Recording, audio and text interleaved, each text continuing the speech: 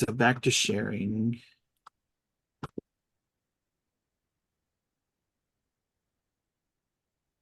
So scenario two, um, surrounded more of like consequences of when you actually catch a student cheating. And so this scenario I took on because it actually came from my experience just recently. So a student is caught cheating on a minor grade quiz, and it's considered minor grade through like district standards, we'll say, by accessing unauthorized materials. The instructor promptly reports the incident to the assistant principal responsible for academic integrity.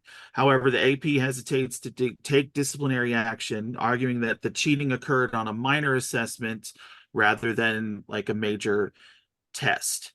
And so, um, I know how like I would have handled it, and like what might happen, when the student tries to talk his way out of it.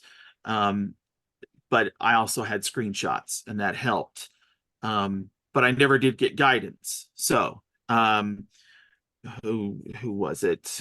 I had Emily and Catherine talked about some consequences. So take it away, Catherine. Sure. So one of the things we discussed was that in my school system, like we typically with cheating, is either a behavioral consequence or an academic, and we can't really double dip. So for that, we may say, okay, he can get a zero, or she can get a zero on this minor assessment, and then maybe there's the potential of them, if they demonstrate mastery later on the test, that it could then replace. So that would be a potential, avenue or even conversation with the student about which seems more fair. We also discussed that that kind of procedure and policy should be placed into a syllabus ahead of time and factoring that into our orientation materials. And then Emily, I don't know if you want to come on or not and talk about the tools and stuff, and kind of setting up the tools, the quiz properly, or if you want me to take it. Yeah, either way, just Well, and I was sorry, Emily, but before you share, just yeah. a little more background, because I do want they had great suggestions. Um, this I want to make sure that like we're looking at it from an online point of view, since this is an online course, right? That we're talking about. Um, the software that we have in my district is called ClassWise.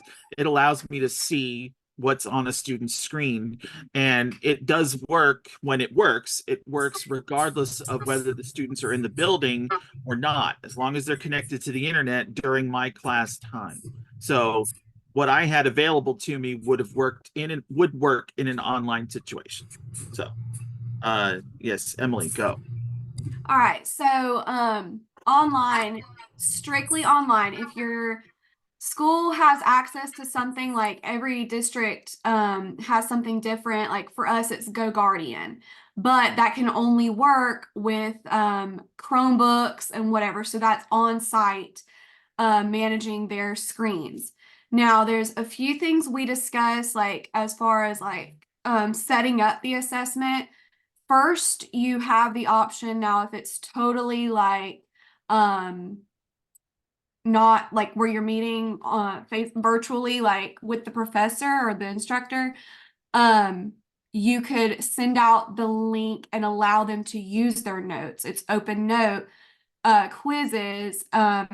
However, like when it comes to the big unit test, that's more like you gotta, get on with the professor, if that makes sense. Um Another thing we talked about, I'm trying to think. What else, y'all? Sorry, my brain.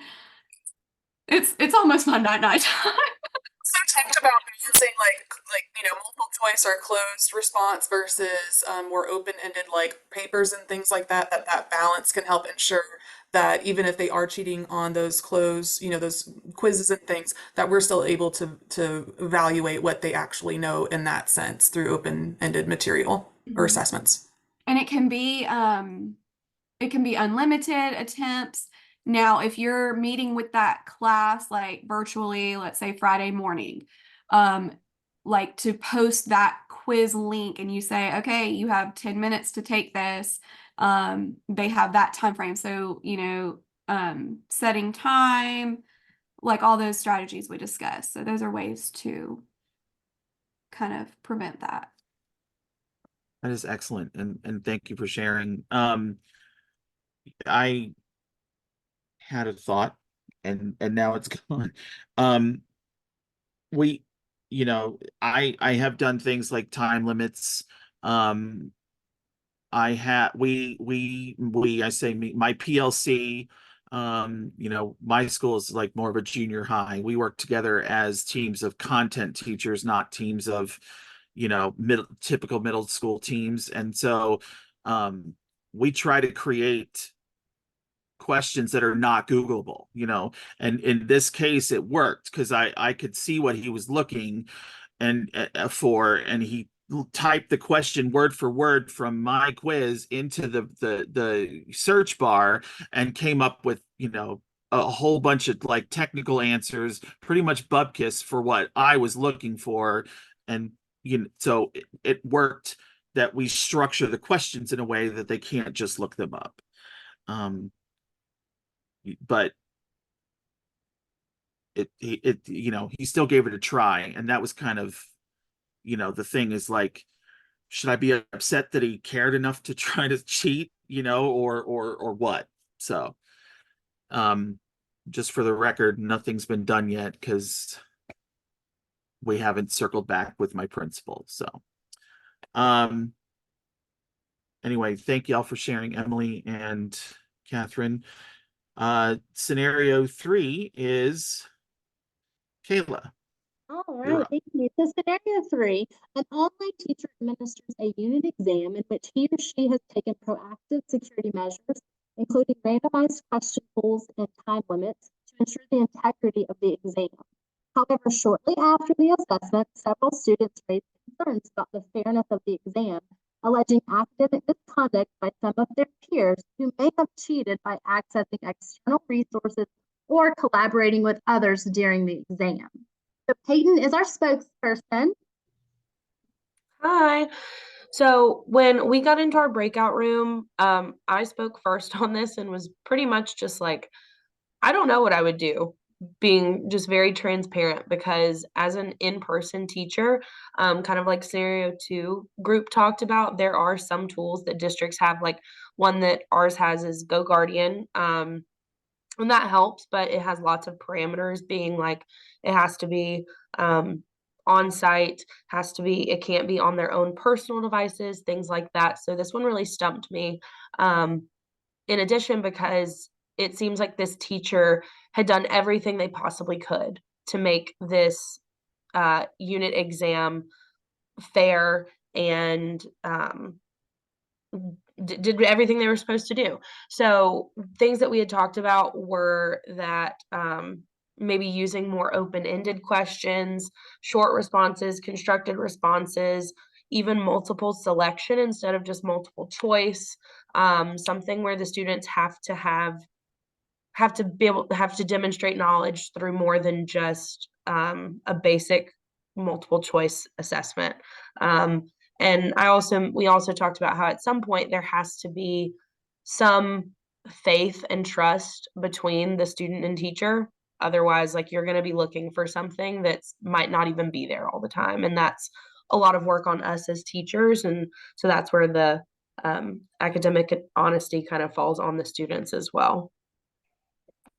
Yeah, thank you, Peyton. And we also touched on this whole idea of actually moving away from those traditional assessments, project-based learning, so kind of like embedding assignments and assessments that make it a little bit more difficult for students to cheat. Yeah, cheating is always going to be prevalent, but encouraging students to utilize those higher level of blooms where they're engaged in critical thinking and are required to actually display and apply their knowledge and kind of explain their thinking.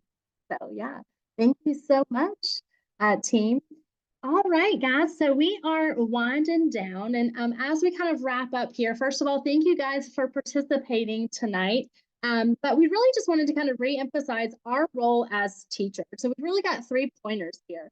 First of all, educate. So educating our students on what is and what isn't or rather, excuse me, what does or doesn't constitute as cheating. Additionally, communicate.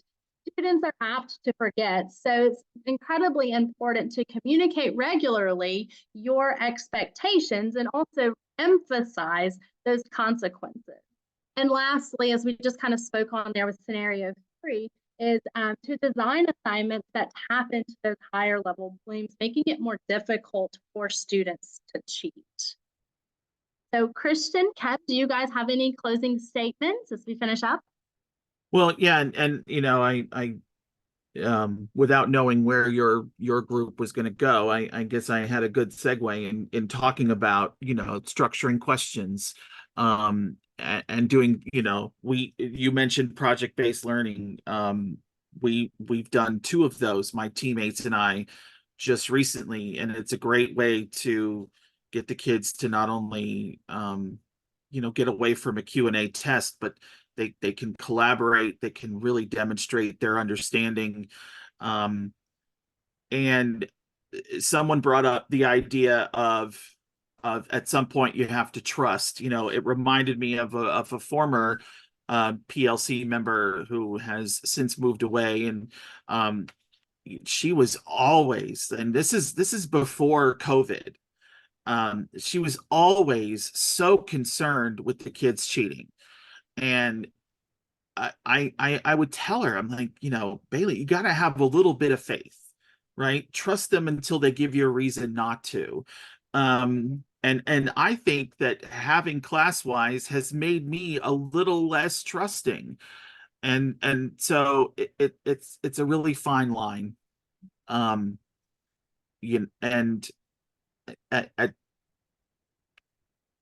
sorry, now I'm just kind of stuck, but you know, it's an individual thing. It's, you know, there's reasons behind the cheating.